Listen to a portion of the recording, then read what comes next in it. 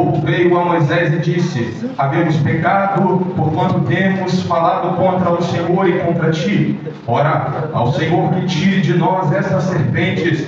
Então Moisés orou pelo povo. Disse o Senhor a Moisés: faça uma serpente ardente, ponha-te sobre uma haste, e será que viverá todo mordido que olhar para ela. E Moisés fez uma serpente de metal, pôs sobre uma haste, que era que mordendo alguma serpente, alguém olhava para a serpente de metal e ficava vivo. Por gentileza, João capítulo 3, verso 14, para a glória de nosso Senhor.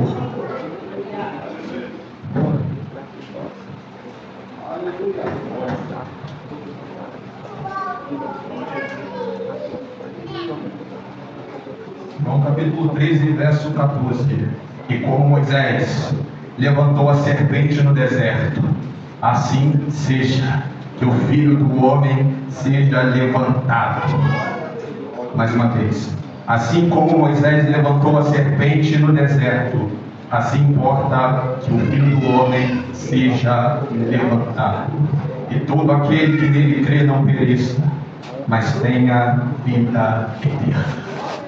Senhor, meu Deus e meu Pai, estamos todos aqui reunidos para ouvir a Tua palavra. Eu entrego em Tuas mãos, meu Pai querido, assim como o Senhor já tem falado em nosso coração. Transmita a nós, meu Pai, o Teu desejo, se possível for, nos envergonhe, para que nós venhamos ser dependentes e reconhecer a Sua soberania, em nome do Teu Filho amado Jesus Cristo. Assim eu Te agradeço, para a glória do Pai, do Filho e do Espírito Santo. Pode se assentar, glorificando a Jesus com as suas palmas.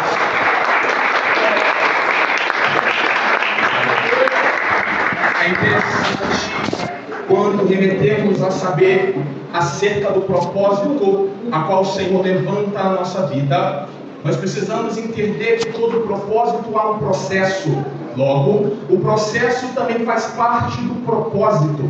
Porque quando Deus ele escolhe alguém, chama alguém para algo nessa terra, Deus ele nunca levanta alguém sem antes que ele capacite para que venha executar uma obra. É interessante você saber que Deus ele gosta de trabalhar na nossa raiz, na nossa profundidade, para que venhamos ter estrutura para suportar as diversidades da nossa vida. É interessante, há um comentarista chamado Werner de Belor, e ele diz que convertidos, quem nasce em meio a experiências de milagres, ele é um perigo. Por quê? Porque ele não tem raiz necessária, não tem estrutura para suportar um vento a qual o Senhor permita levantar na nossa vida. O porquê o povo às vezes não suporta os ventos contrários, até mesmo as aflições da vida. É porque no decorrer do tempo acaba que muitos são mal acostumados. Por quê? Pois é muita porta e pouca cruz. Então,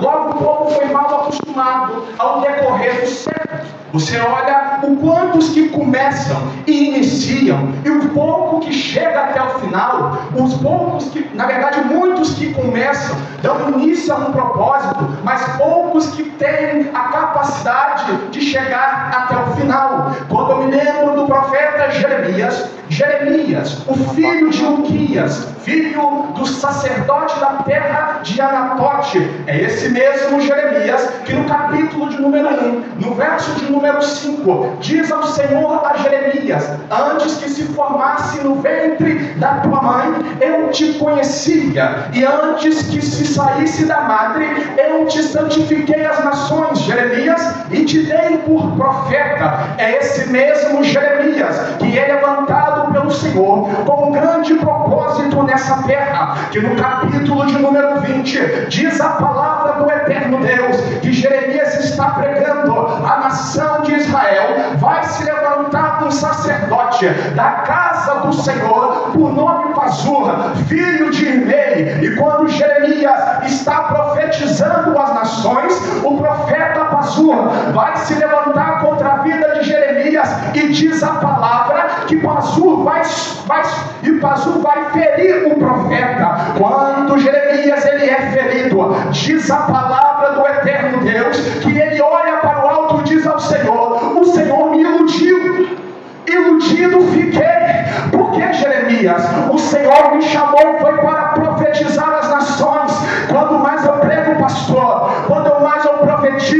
isso, estão dando na minha cara. Quando eu mais faço a tua obra, estão me humilhando, estão me julgando. O que tu vai fazer, Jeremias? Tu vai abandonar o Senhor? Tu vai largar tudo? Jeremias vai dizer: eu cobicei dentro do meu coração abandonar o eterno Deus, mas só que a chama do Senhor, elas ardem no meu esforço. Deus está mandando dizer: tu sofre hoje, tu é humilhado hoje, pode até te ferir, mas eu sou Deus que te permaneço de pé. Deus está mandando dizer: tu vai ser de você essa noite, tu vai desistir, tu vai abandonar tudo. Lá vai, desistente não vai viver nada, só quem persiste vai viver o melhor ano da história. Só quem permanece vai viver o propósito de Deus. Mas pregador, 2025 foi luta, 2025 foi humilhação, e 2026 a luta vai continuar, a perseguição vai continuar, mas a glória da segunda casa será maior. Olha lá, será maior do que a primeira. Se prepara, Deus vai te impactar.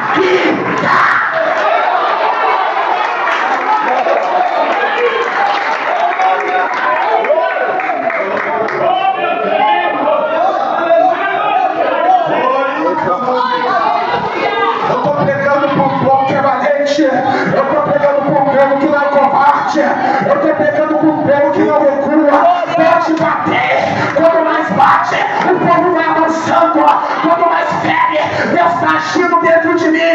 Deus está dizendo: eu permito te ferir, mas a tua alma o diabo não toca, na tua casa o diabo não toca, na tua família o diabo não toca. Quem eu escolhi, eu sustento. Se prepara para viver o novo do Senhor na sua vida.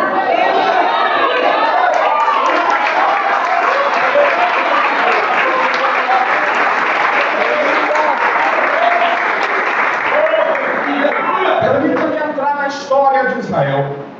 O que chama a nossa atenção é que no início da história do povo eleito, do povo escolhido, ainda Abraão na Mesopotâmia, saindo da terra de Ur dos Caldeus, após ele iniciar a sua caminhada, Gênesis capítulo de número 15, versículo de número 13, Deus vai dizer a Abraão o seguinte: Abraão, eis que a tua semente será peregrina em terras estrangeiras e também será afligida. A palavra afligida é sorepim. Sorepim significa tanto tormenta, angústia e aflição. O que quer dizer esta palavra? A ideia dentro da cultura judaica é que sorepim quer dizer a alma machucada que traz para dentro da sua, que traz a alma machucada, que tira para fora o que está no lado de dentro. A ideia é o seguinte: quando a alma é machucada e ferida por Deus, o corpo por fora sangra, porque diz o significado desta palavra. O que nos remete a saber, toda alma é tomada por muita angústia, é porque Deus ele quer despertar o que está apagado no lado de dentro. O que remete a saber, será mesmo que uma alma machucada, uma alma ferida, uma alma tomada em uma profunda angústia, ela pode sangrar pelo lado de fora? Lá vai, Lucas, capítulo de número 22, verso de número 39, diz a palavra quando Jesus está no Getsemane. Vai nos dizer a Bíblia Sagrada que de tanta angústia que ele foi tomado, ele chegou a sua boca de sangue. É o próprio dizendo por quê? Getsemane, lugar de prensa. Um lugar de prensa e de aflição. Mas só que quando Jesus ele é apertado, a essência dele mana pelo lado de fora. Por quê? Porque o lugar que se torna, o lugar que era prensa e aflição, se torna um lugar de oração.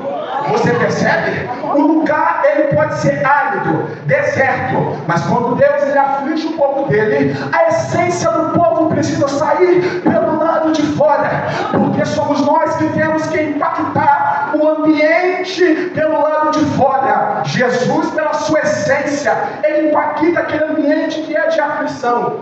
Aquele ambiente de aflição se torna um lugar de oração. Percebe-se que o lugar era de oração, de clamor. Mas quando Judas chega, o lugar que era de oração se torna um lugar de violência, se torna um lugar de caos. O problema é o caráter do indivíduo. Eu vim esta noite pregar contra aqueles que têm seu caráter duro, que não tem um caráter elevado para com o Senhor. O que vai nos chamar a atenção é como a sua presença ela vai impactar o ambiente. Aonde você chega, o que você tem feito, aonde você chega, o que você tem causado. Lá vem o profeta. Será que a vida dele é de paz? Ou será que a vida dele é de juízo? O problema é que o ambiente é de paz e chega a gente e destrói o ambiente e faz o ambiente ser um lugar de caos. Me mostra que quando Deus nos fere, Ele bota a nossa essência lá fora. Lá vai, Israel está estabelecido após a morte de José, 430 anos dentro do Egito. Há 430 anos o povo não se movimenta. Há 430 anos ninguém quer orar, ninguém quer ler a palavra. Há 430 anos está todo mundo parado. Por quê? Porque está na abundância, a vida está tranquila. Você quer ver o caráter do meu povo para fora? Eu vou levantar Faraó para apertar o meu povo, porque eu quero despertar gente aqui essa noite que está paralisado, que não quer tomar um rumo para a vida. E como que eu tomo um rumo para a vida, pregador? Lá vai, levantando que está apagado pelo lado de fora. Deus está dizendo: eu vou te apertar, mas quando eu te aperto, eu mando essa essência se manifestar. Quando eu te aperto, eu conheço o teu coração. Quando eu te aperto, eu conheço o teu caráter. Deus sabe como despertar o varão. Remédio para crente é vento, remédio para crente é prova. Fica parado, morto, falecido. No momento só Deus te desperta. Deus quer essa noite despertar quem está dormindo, porque o propósito dele ainda não acabou. Deus não trabalha com quem está dormindo na fé. Deus trabalha com quem se bota de pé essa noite. Todo mundo, hoje é noite de despertar. Hoje é noite de se pôr de pé perante a presença do Senhor.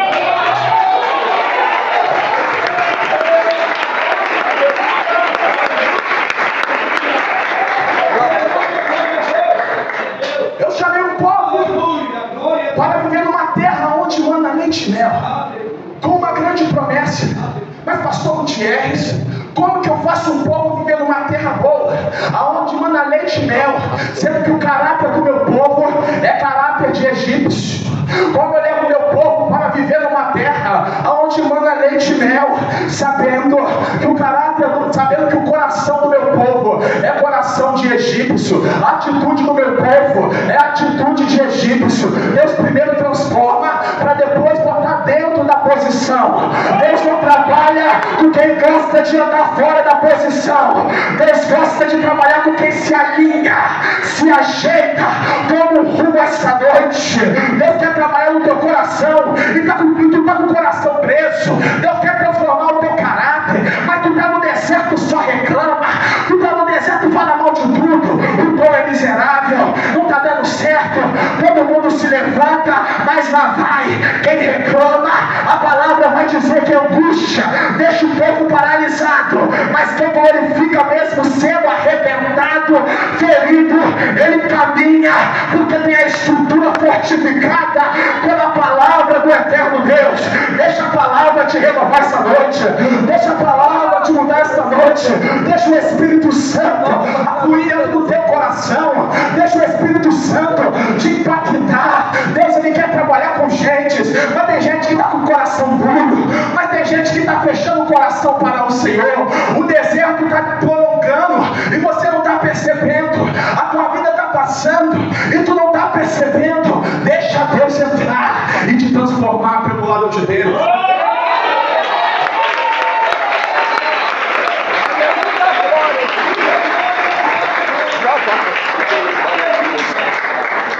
Israel, ele está dentro do Egito, após a morte do patriarca José, após a morte de Abraão, e também após a morte dos guerreiros da tribo. das tribos.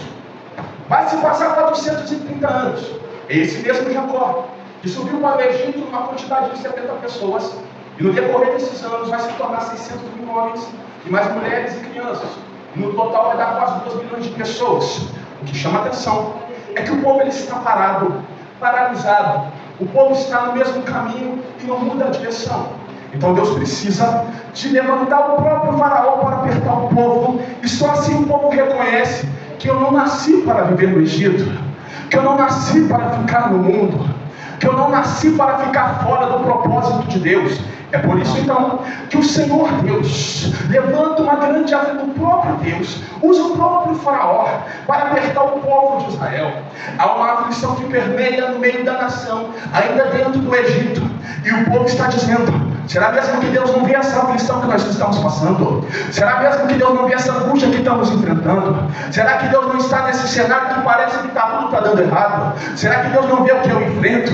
Mas quando o fugitivo Moisés está pastoreando na terra de Midian, ele chega no Monte Horebe, está lá, vê uma sarça de fogo, ele olha para dentro daquela sarça, sai uma voz quebrada como trovão e disse: Moisés, eu ainda sou Deus de Abraão, eu ainda sou Deus de Isaac, eu ainda sou Deus de Jacó. Que povo é esse que acha que eu não estou vendo a aflição?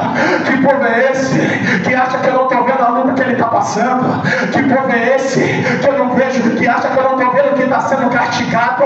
Eu não sou como estou vendo. Quando eu vou descer para libertar o meu povo da mão do que ele se oprime, não vai.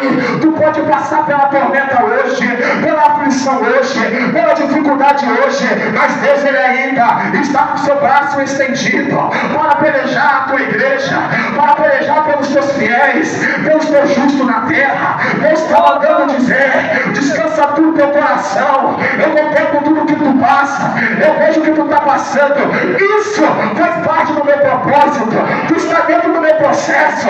Eu te machuco para tu me clamar, eu te machuco para tu se humilhar nos meus pés, eu te machuco para te ensinar a ser dependente de mim. Ainda em tempos de crise, vai ter glória de Deus para se manifestar. Se prepara, vai ter glória no vale, vai ter glória no exílio, vai ter glória no deserto. O povo não está solitário, mas Deus vai nos caminhando e nos levando e nos orientando para chegar no nosso destino.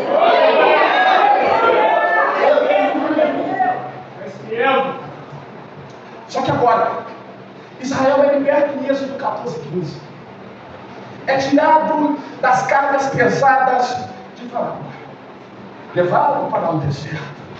O que chama a atenção, qual que é o propósito do deserto?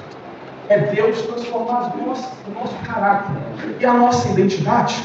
A palavra êxodo, antes de ser transliterada na ilha de Ferro, na Septuaginta, êxodo significa Shemot. Shem, nome, caráter, identidade. Porque a identidade de Israel ainda está corrupta. É uma identidade egípcia. Então eu preciso trazer uma transformação no meu povo.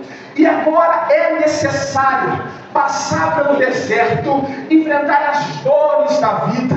Por que enfrentar as dores da vida? Porque só existe segredo, só tem algo a dizer. Em Romanos capítulo 5, verso de número 3, a tribulação, ela gera a paciência.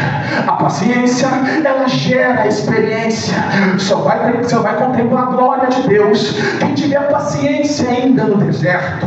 Só vai contemplar e ter experiência com o Senhor quem suportar o fardo pesado, a qual Deus permite. Porque se não tem fardo pesado, Deus não te dá força na caminhada.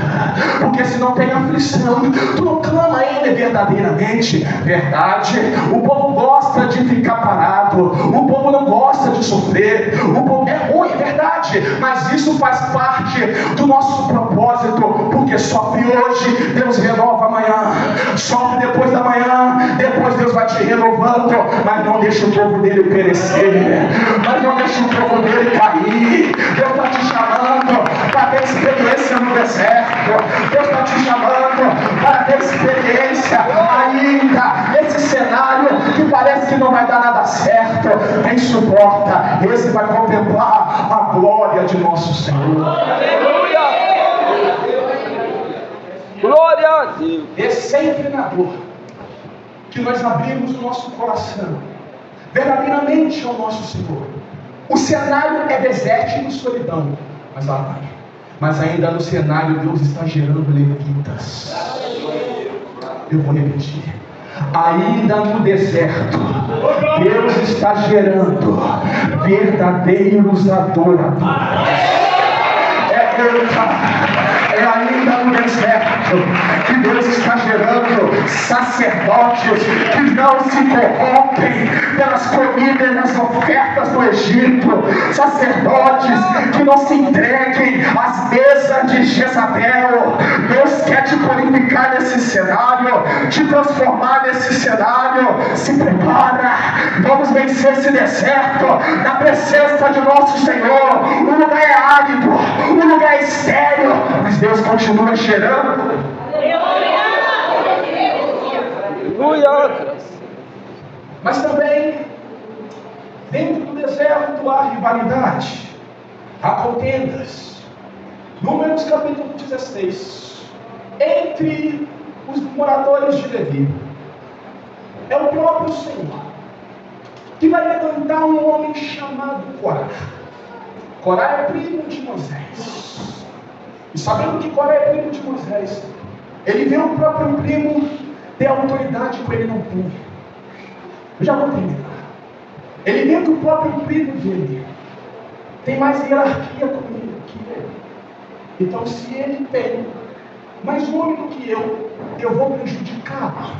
Diz a palavra que Corá reúne 250 anciões para poder falar mal de Moisés. Sabe por que estamos passando por isso aqui? Porque Moisés está dizendo que tem mais autoridade que nós.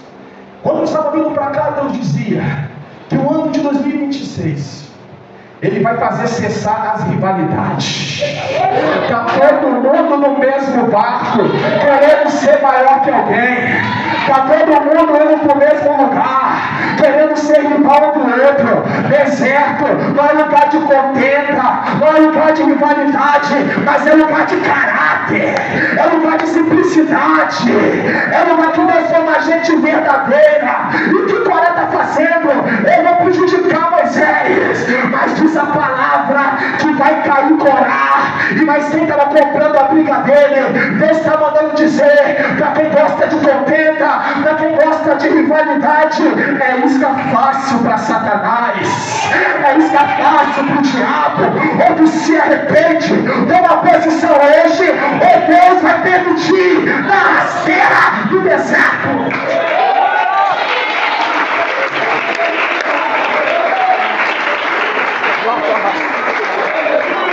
Quer gerar dentro de nós a humildade. Quem é rival de alguém não vive promessa.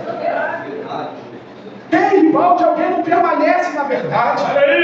Números capítulo 21, quando está correndo, antes de chegar no capítulo 21, capítulo 20, Deus ele gosta de tratar o nosso caráter, mas é um lugar de solidão que é só você e Deus. Glória a Deus. Deixa ele te tratar, deixa ele te experimentar, mostrar para fora, botar para fora o que está apagado dentro de você, despertar o dom de Deus que é em ti. Duas coisas que precisamos parar de ter rivalidades e contendas, e a terceira, de ser prudentes. Quem é Moisés? Fundamentalizou 613 leis, escreveu 5 livros conhecidos como Pentateuco, Torá no hebraico. É citado em 39 livros. Os 39 livros escritos no Velho Testamento é movido através dos escritos de Moisés. É esse mesmo Moisés que tem essa autoridade, essa grandeza. E segundo a cultura judaica, o Messias que Israel está esperando, a saber, o Anticristo, eles consideram Moisés maior e com mais autoridade do que o Messias. Mas esse mesmo Moisés que foi impedido de entrar na terra da promessa. Por causa de quê? Da imprudência. Dá ouvido a quem não é para dar, dá lugar a quem não é para dar. E é esse Moisés, com essa autoridade, viu Deus de costa, libertou o povo, tratou com o povo quase 40 anos. ele prega uma coisa que ele não vive depois. Deus vai nos levar a uma terra que manda leite e mel. Esse mesmo Moisés que não vai viver depois a promessa a qual ele está pregando. Qual é o nome da palavra? Imprudência. Queremos ser prudentes nesse ano de 2025. Glória a Deus. Queremos vigiar as nossas atitudes. E que as palavras de quem você está ouvindo. Glória. É importante você ver o cenário que você está e quem você dá oportunidade. Que tenda a entrar no teu coração que você não percebe. E é este homem, com essa toda autoridade, não vive a promessa da terra que mana leite e mel. Meu Deus. Imprudência. Imprudência. A outra coisa para mim finalizar e passar ao pastor, para primeiro, pelo menos pegar aquilo que eu li aqui. Após o povo vencer a guerra contra os cananeus, contra o rei de Arade, Israel está dando continuidade à sua caminhada. Relata-nos a Bíblia Sagrada que uma angústia toma o coração do povo. E essa angústia gera murmuração. E é essa murmuração que é onde quase no capítulo 25, 14 mil pessoas morreram por causa de murmuração. Porque a murmuração rabiona, que significa e dá a ideia de alguém que se estaciona, que não avança, que não tem mais combustível, porque só reclama do cenário. E o deserto só vai se prolongando. E você às vezes vê a pessoa, e você entende que porventura a geração de Moisés não viveu, mas foi a geração de Moisés que recebeu a palavra. Queremos largar a murmuração, a reclamação, aquilo que nos trava, nos impossibilita de ter com o Senhor, que deixa o nosso cenário parado, travado. Meu Deus. Que venhamos esta noite entender que as reclamações não vão nos levar em nada. Mas ainda que aquele povo mesmo murmurando, reclamando que o povo era miserável e Deus nos tirou do Egito para morrer neste deserto. E Deus faz que serpentes ardentes piquem aquele povo e é tomado pelo veneno. O pecado derrubou aquela nação. Mas ainda que aquele povo está morto, há ainda uma solução. Porque a misericórdia nos envergonha. A misericórdia do Senhor sempre nos envergonhará. Assim como Deus fez Moisés levantar aquela serpente ardentes dentro do deserto, é o mesmo Senhor que vai se revelar para nós em João, capítulo de número 3, verso de número 14. Assim como Moisés levantou a serpente, Deus